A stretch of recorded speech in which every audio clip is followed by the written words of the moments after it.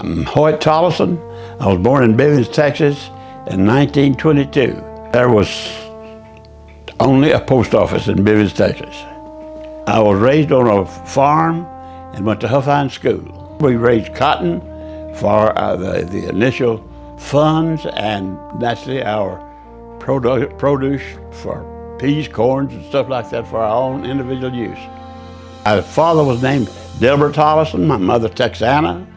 My oldest sister was Bodina. My second sister was Nordelbert. My older brother was Troy. I'm Hoyt, and after that came along 12 years later was my younger brother, Miles Gordon. And he's the one that caused my dad a lot of trouble because they should have named him Onyx, I think, because he was unexpected, I'm sure. And my mother was a little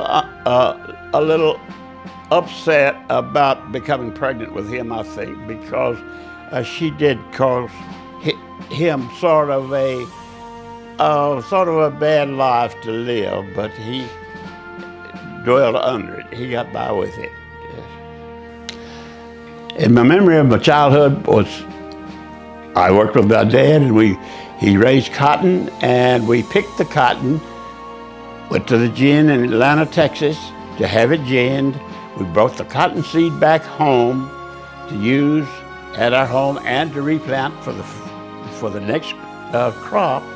And while we were there, my dad bought a shiffer robe for my mother with glass shells in it, which I have in my possession at this time. Me and Ruth, my wife, and the mother of our children, I basically grew up with her. I knew her father and mother, but even before I knew her, really. And we kind of knew each other, and we got married when I got out of school. I was drafted in the Army and done my basic training in Riverside, California, in Camp Hahn. And from there, I went overseas and stayed until after the war was over. This is my wife, Ruth, and I, before I was shipped overseas when I was in basic training. Of these pictures, I sent back to my wife when I was in the service in Europe. It was a way of me getting in touch with her, letting her know I was thinking of her. I was with nobody but Patton. We went to Patton's Third Army when we went to Europe. And I stayed in Patton, didn't go nowhere else, so we came home. We had trucks and vehicles, and I was attached to one over there. I drove a truck, and I drove a half-track some, and it depended on where we was and what was going on at the time. And we was on the move all the time because we were following up to catch up with the Germans. And we were in Chateau Salines, France. And this is when we first went to France, and that was I was standing in the door of a building that we took.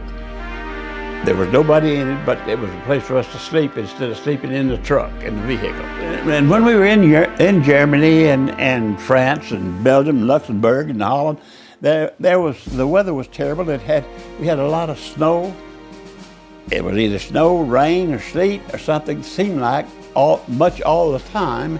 And the stuff stayed on the ground a tremendous amount of time. Wound up in Berchtesgaden. Berchtesgaden was Hitler's hideout where we had 27-mile tunnel. He had 27-mile tunnel in the mountains over there. That's it. He had it stocked up with cognac, a lot of whiskey.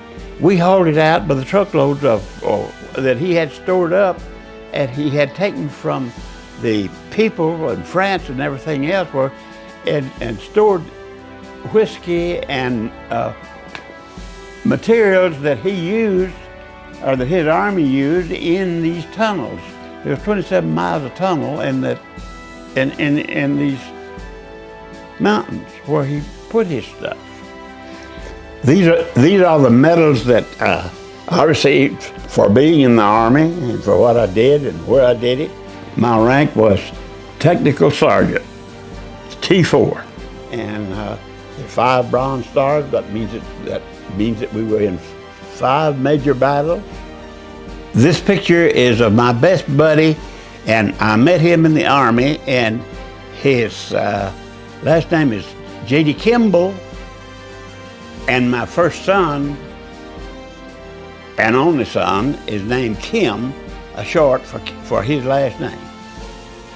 After being discharged from the Army, I came back to Atlanta, Texas, which was my home to start my life. I went to work for an oil company and went to Woodsboro, working for an oil company, and from there I moved up here to Tomball, where I am right now, and been living here ever since.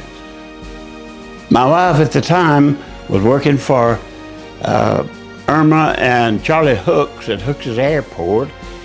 She was the bookkeeper there, and Irma Hooks took it on herself to get the blimp, the Goodyear blimp, to come to this area because for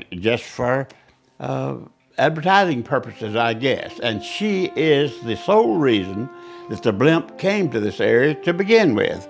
She got in touch with the officials with Goodyear in Ohio and got them to build a base, and did so here, and the blimp operated for quite some time, and in doing so, the oil field kind of got weak a little, and Irma got me a job with Goodyear, and I went to work for Goodyear as their superintendent for the ground crew and the blimp base.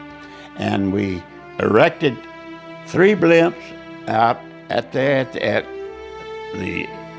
our place. We put them together and used them here in the area for years and years.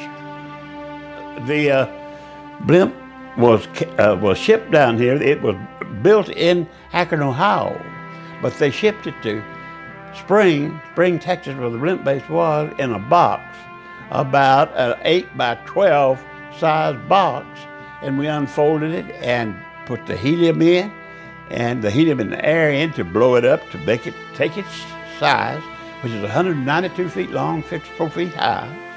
And then we put the additional rudders, engines, the cab, and all of this we attached to it there. That was one of our jobs to do. I look at it and I can't keep my eyes off of it. I love the blimp, and because I know about it, and I do worry about it, but think about it.